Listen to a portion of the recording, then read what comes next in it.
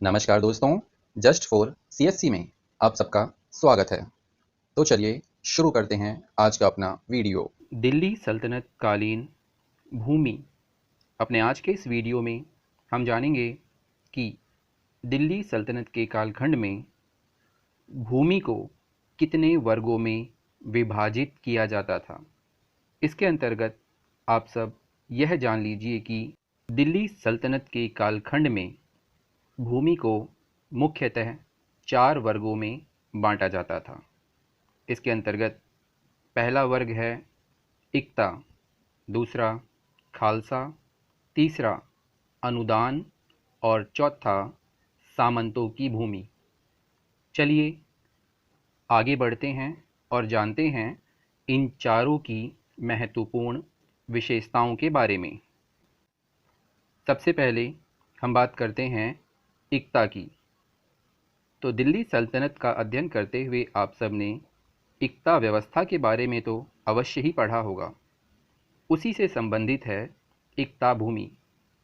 इस प्रकार की भूमि से लगान वसूलने के लिए एक अधिकारी होता था जिसका नाम था वली या फिर मुक्ति।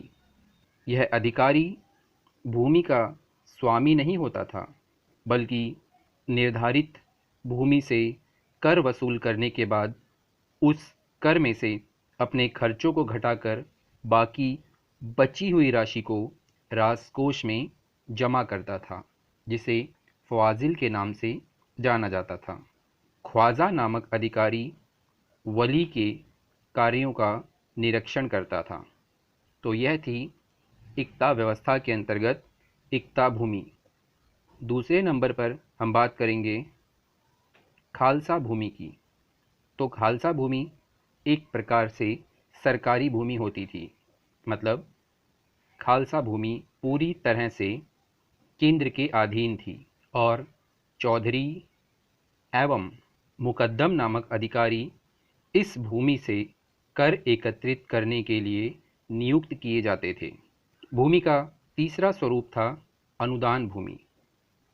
अनुदान भूमि एक तरह से कर मुक्त भूमि होती थी, जो कि दिल्ली सल्तनत के सुल्तानों के द्वारा उपहार, पुरस्कार आदि के रूप में प्रदान की जाती थी।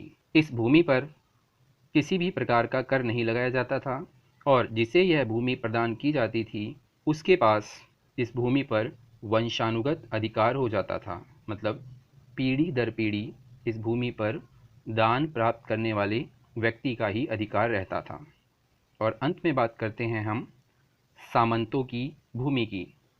तो यह भूमि दिल्ली सल्तनत के सुल्तानों के अधीन हिंदू राजाओं, सामंतों और जागीरदारों के पास होती थी, जिस पर उन्हें प्रतिवर्ष एक निश्चित मात्रा में कर सुल्तान को देना होता था।